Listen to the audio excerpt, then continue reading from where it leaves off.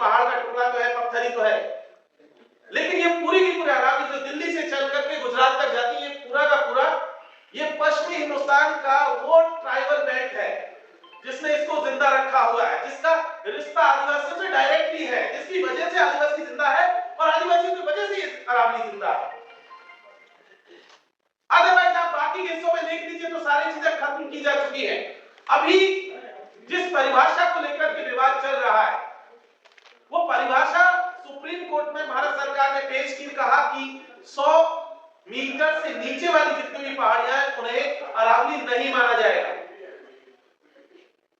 और ऐसी सिचुएशन में लगभग 692 किलोमीटर का ये पूरी की पूरी पहाड़ी है, लगभग 700 किलोमीटर मान लीजिए, उसका 90% हिस्सा इस परिभाषा के दायरे में है जिसमें कि सुप्रीम कोर्ट ने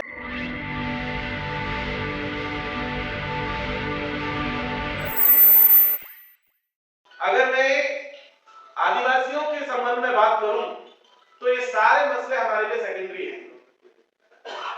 इनमें एक भी मसला ऐसा नहीं है जो हमारे लिए आदिवासियों के कॉन्टेक्स्ट में बात करूं तो प्राइमरी हो, क्योंकि हमारा सवाल रिजर्वेशन मिलना, प्रमोशन मिलना, ईवीएम, संविधान, ये बहुत दूर का सपना है। हमारी स्थिति ये है कि हम अपने आप को जिंदा रख पाएंगे कि नहीं रख पाएंगे। मुझे नहीं पता यह संविधान या कॉन्स्टिट्यूशन क्लब में कितने आदिवासी लोग बैठे हुए, लेकिन हमारा रिप्रेजेंटेशन यहां तो खैर है ही नहीं, लेकिन जहां भी है वहां भी लगभग हम लोग खत्म होने के कगार पर है। खत्म होने का मतलब फिजिकली जिनका खात्मा होने का कगार पर। मैं आपको एक एग्जांपल अभी देकर बताता हूं कि मैं पूर्वी राजस्थान से आता हूं। ये पूरा ऐसा जो आपके दिल्ली से लगता हुआ कोटा तक चला जाता है, ये जो पूरी रेलवे की लाइन है, इस हिस्से में अभी पिछले 5-6 साल से शुरू हुए हैं और अगले 5-7 साल और मान लीजिए लगभग 800 से 1000 गांव हैं जो परमानेंटली हमेशा के लिए खत्म हो जाएंगे, हमेशा के लिए खत्म हो जाएंगे और कोई नहीं जानता कि कहां जाएंगे और किसी को कोई फर्क भी नहीं पड़ता या शायद किसी को पता भी नहीं। मैं आपको बताऊं कि पूर्वी राजस्थान के 4 जिलों में अभी की तारीख में, आज की तारीख में लगभग 250 से 300 गांव के लोग तो अभी लड़ रहे हैं, डेली लड़ रहे हैं, सामने पुलिस खड़ी हुई है। 76 गांव तो एक है जो सवाई माधोपुर में डैम को बनाने के खिलाफ लड़ रहे हैं।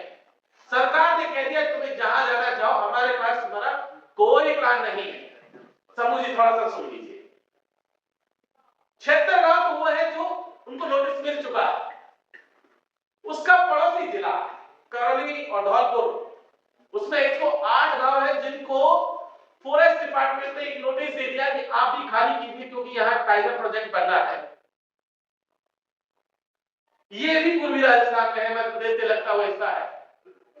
265 जिले का गांव है जो कि दौसा, जयपुर, अलवर और बांदीकुई के हैं, जिनको की यूआईटी के नाम पर राजस्थान सरकार ने उनको भी नोटिस दे दिया है कि आपकी भी जमीन जो है अब जयपुर जो है औद्योगिक प्राधिकरण जो है वो लेगा अर्बन इनोवेशन के नाम पर, और वहां पर जितने भी आपके जमीन बचाने के प्रोविजन थे, कि अभी तक होता था कि एसटी एससी की जमीनें कोई ले नहीं सकता, लेकिन अब यूआईटी ने कह दिया कि सारी जमीनें ली जा सकती। और ये सिर्फ शुरुआत है। जिस अरावली की चर्चा अभी थोड़ी देर पहले प्रसाद भाई ने की थी, वो अरावली शायद कुछ लोगों को लग सकता है कि ये सिर्फ पहाड़ का टुकड़ा तो है, पत्थर ही तो है, लेकिन ये पूरी की पूरी अरावली जो दिल्ली से चल करके गुजरात तक जाती है, पूरा का पूरा ये पश्चिमी हिंदुस्तान का वो ट्राइबल बेल्ट है जिसने इसको जिंदा रखा हुआ है, जिसका रिश्ता आदिवासियों से डायरेक्टली है, जिसकी वजह से आदिवासी जिंदा है और आदिवासियों की वजह से अरावली जिंदा है। अदरवाइज आप बाकी के हिस्सों में देख लीजिए तो सारी चीजें खत्म की जा चुकी है। अभी जिस परिभाषा को लेकर के विवाद चल रहा है, वो परिभाषा सुप्रीम कोर्ट में भारत सरकार ने पेश की, कहा कि 100 मीटर से नीचे वाली जितनी भी पहाड़ियां हैं उन्हें अरावली नहीं माना जाएगा। और ऐसी सिचुएशन में लगभग 692 किलोमीटर का ये पूरी की पूरी पहाड़ी है, लगभग 700 किलोमीटर मान लीजिए, उसका 90% हिस्सा इस परिभाषा के दायरे में है, जिसमें कि सुप्रीम कोर्ट ने इस परिभाषा के मानने के बाद में उसमें खनन की अनुमति मिल चुकी है। 90% हिस्सा अरावली का इस परिभाषा में खत्म हो चुका है। लेकिन चौंकाने वाली बात ये नहीं है कि ये भारत सरकार का प्रपोजल था जिसे सुप्रीम कोर्ट ने एक्सेप्ट किया। ये प्रपोजल राजस्थान सरकार ने, कांग्रेस की सरकार ने 2009 में 10 में दिया था, जिसे अब भारत सरकार लेकर के आई। इंटरेस्टिंग चीज इसमें यह भी है कि कांग्रेस ने इस आइडिया को जनरेट किया था। ये आइडिया कांग्रेस का था जिसे भारत सरकार, मोदी सरकार आज की तारीख में लेकर के सुप्रीम कोर्ट ने इसे एक्सेप्ट कर लिया। और कहानी सिर्फ पूर्वी राजस्थान की नहीं, हम शायद डर के या पता नहीं क्या दिक्कत है, हम कह नहीं पाते हैं कि झारखंड और छत्तीसगढ़ में चल क्या रहा है। 1,76,000 हेक्टेयर का जंगल अडानी को दे दिया गया। 1,76,000 हेक्टेयर का हसदेव का जंगल, जिसे लंग्स ऑफ छत्तीसगढ़ कहा जाता है, जो पूरी की पूरी ट्राइबल बेल्ट थी, वो खाद प्रमोशन लेके क्या करेगा? प्रमोशन का वो क्या ईवीएम बचाएगा? वो अपना घर नहीं बचा पा रहा है। जो आदमी अपना घर नहीं बचा पा रहा है, जो अपनी मुर्गी नहीं बचा पा रहा है, जो अपना पेड़ नहीं बचा पा रहा है, जो अपनी झोपड़ी नहीं बचा पा रहा है, वो क्या नौकरी बचाएगा? और जब हम लोग यहां पर इकट्ठा होते हैं तो अक्सर एसटी, एससी, ओबीसी, माइनॉरिटीज की बात बिल्कुल ठीक है, यूनिटी के तौर पर अच्छी होनी भी चाहिए, लेकिन मैं ये फील करता हूं एज ए आदिवासी कि शायद उसमें हम नहीं बैठ पाते थे, क्योंकि उसकी चर्चा भी नहीं होती है, कोई करना भी नहीं चाहता। जिस यूनिटी के हम लोग नारा लगाते हैं, बोल 85, उसमें वो 7.5% के मुद्दे ही नहीं है। जिस 85% की आप बात कर रहे हो, उसमें 7.5% है कहां आपके पास? या 7.5 आदमी नहीं है, उसका मुद्दा नहीं है। और जब आदमी नहीं है, उसका मुद्दा नहीं है, आप कैसे बहुजन यूनिटी बना सकते हैं? नहीं बना पाएंगे। ये हम आपस में एक दूसरे के साथ ख्याल साझा करके या अपने आप को खुश रख सकते हैं, ये अलग बात है। एक दूसरे को खुश रख सकते हैं, नारे के लिए कहने में बहुत अच्छा लगता है, क्योंकि यहाँ हम सब अपने ही लोग हैं। यहाँ तो कम से कम सच्चाई एक्सेप्ट कर ही सकते, कह ही सकते हैं कि हकीकत है क्या, कि क्या सच में उस बहुजन यूनिटी में आदिवासी एग्जिस्ट कर रहा है या सिर्फ ऊपर नारे में है। इसलिए ये बहुत जरूरी है कि अगर सही मायनों में हम बहुजन यूनिटी की बात कर रहे हैं, एससी एसटी एकता की बात कर रहे हैं, जिस पॉलिटिकल बहस की बात कर रहे हैं, जिस रिप्रेजेंटेशन की बात कर रहे हैं, जिस नेताओं की बात कर रहे हैं, हम बात कर रहे थे अभी कि मनुस्मृति आएगा, वो भी आएगा, हमें सत्ता में भी हिस्सेदारी करना है, हमें शासक बनना है। आदिवासी सोच ही नहीं रहा है। आदिवासी को समझ में नहीं आ रहा शासक बन के करेगा क्या। राष्ट्रपति आदिवासी, छत्तीसगढ़ का मुख्यमंत्री आदिवासी, और जंगल भी क्या तो आदिवासी बन के करेगा क्या? ऐसा थोड़ी कि उसके पास है नहीं, लोग तो उसके शासन में है ही। ऐसा भी नहीं है कि ब्यूरोक्रेसी में नहीं है, भले ज्यादा नहीं है, थोड़े बहुत तो है, लेकिन वो थोड़े बहुत भी सच में देखा जाएगा पता चलेगा वो भी नहीं है। वो भी अपने लोगों के बारे में काम बोल रहे हैं, तो इसीलिए वही बात हो रही है, वो भी वहां नहीं है।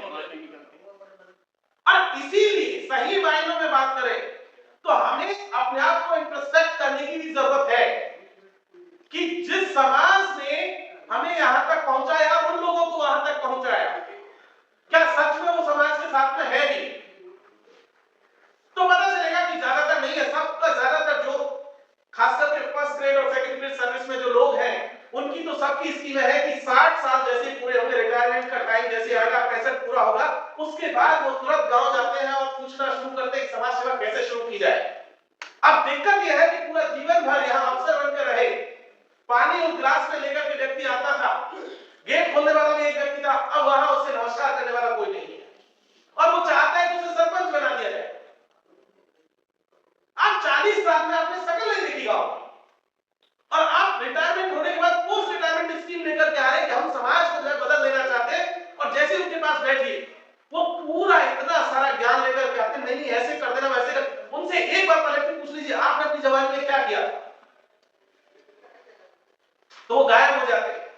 जवानी में बच्चों की जिम्मेदारी थी, तो तुम्हारे बच्चों की जिम्मेदारी, हमारे बच्चे नहीं है। तुम्हें अपने बच्चों की फिक्र थी, हमें अपने बच्चों की फिक्र नहीं होनी चाहिए क्या? तो ऐसा है कि बाबूजी अपना हम अपनी लड़ाई लड़ लेंगे। जब 60 साल हम लड़ लिए और आप 60 साल गांव में नहीं थे। हम अडानी से भी लड़ रहे हैं, सरकार से भी लड़ रहे हैं, हम एडमिनिस्ट्रेशन से भी लड़ रहे हैं।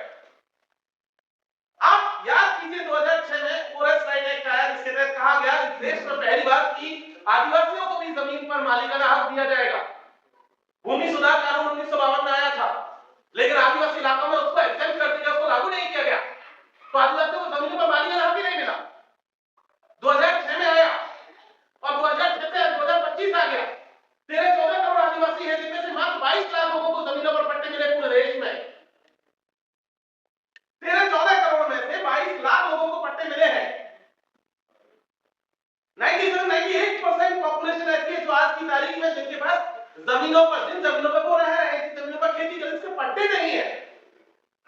मेरा पड़ोसी हिस्सा, मेरा एकदम 5-7 किलोमीटर दूर का एक गांव है जो खनन के चलते जो है अब उसको विस्थापित किया जा रहा है। पता है मुआवजे की रेट क्या दी गई है? 12,000 रुपए बीघा। बीघे की रेट है 12,000 रुपए, सरकारी रेट, राजस्थान सरकार की। अब ले लीजिए 12,000 रुपए बीघे के हिसाब से जितना मुआवजा चाहिए। लोगों के घर बने हुए हैं, मकान दुकान खेती सब है, जिसको रेट चाहिए 12,000 रुपए का रेट है। और घर दुकान मकान का ऐसा है कि आपको अपना घर ले जाना, ले जाइए, हमें नहीं चाहिए। सरकार ने क्लियर कट कह दिया इसका कोई कॉम्पेंसेशन नहीं है। आप अपना घर दुकान मकान जितना है ले जाइए, हमें नहीं चाहिए। अब आप मकान उठा के ले जाना चाहते हैं तो बना हुआ मकान ले जाइए, ये आपको तय करना कैसे लेके जाएंगे, कहां लेके जाएंगे। इस देश का आदिवासी इस देश की ब्यूरोक्रेसी के खिलाफ भी लड़ रहा है। वो ब्यूरोक्रेसी जिसको जिम्मेदारी थी कि वो संविधान के अनुसार काम करेगी, लेकिन जो कॉन्स्टिट्यूशनल राइट्स थे, संविधान हमारी जो पार्लियामेंट ने 1996 में कानून पास किया था, पैसा 1996, जिसके तहत कहा गया था कि शेड्यूल्ड एरियाज में उनकी लैंड को प्रोटेक्ट करने के लिए ग्राम सभाओं को कुछ परमिशन दी गई थी, ग्राम सभाओं को कुछ राइट दिए गए थे। एडमिनिस्ट्रेशन के लोगों ने क्या किया? एडमिनिस्ट्रेशन ने फर्जी ग्राम सभाएं बनाई और मुर्दा लोगों से बैड डेट में साइन करा करके हाई कोर्ट और सुप्रीम कोर्ट तक लोग लड़ते चले गए, और उसके बावजूद भी मुर्दों के साइन से जमीनें जो है पूंजीपतियों को दे दी गई, अडानी अंबानी को दी गई। और हाई कोर्ट में प्रूव है कि साइन फर्जी है, फर्जी ग्राम सभा बनाई है, जिला अधिकारियों ने बनवाई है, ब्यूरोक्रेसी ने बनवाई है, और उसके बावजूद भी ना तो अधिकारियों के खिलाफ काम हुआ, ना जमीनें वापस दी गई। और उल्टा क्या हुआ? नक्सलिज्म का आरोप लगा करके जो है लोगों को जेल में डाल दिया गया। कहने में शायद हम लोगों को झिझक होती है नक्सलिज्म के नाम पर, डरने लगते, अंदर से कपकपी छूटने लगती है कि क्या पता यहां हो सकता है बैठे होंगे तो 4 लोग आईनी वाले इधर कि वो आ जाएंगे पकड़ के अपना नाम लिख करके ले जाएंगे। लेकिन नक्सलिज्म के नाम पर इस देश में 90% आदिवासियों को मार दिया गया। जिनको मारा जा रहा है उसमें 90% आदिवासी है।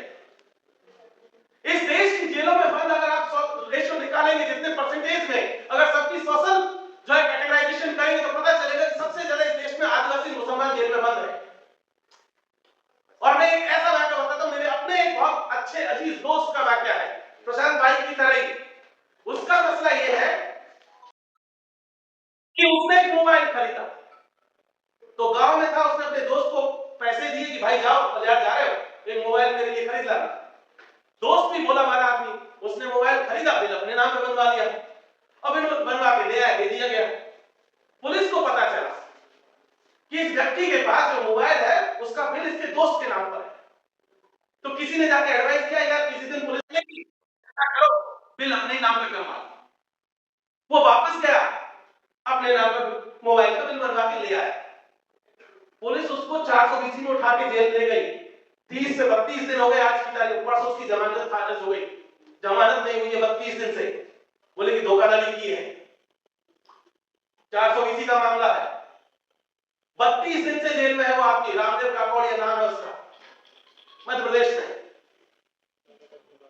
अपने ही मोबाइल का बिल बनवाने के लिए,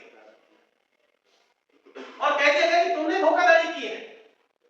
ऐसा नहीं उस आदमी ने कोई अपराध किया या मोबाइल से कोई अपराध हुआ, नहीं, या किसी दूसरे का पैसे से मोबाइल खरीदा, नहीं, खुद का पैसा खुद का मोबाइल। लेकिन क्योंकि अब 2 बिल हो गए, और इसी चक्कर में 32 दिन से वो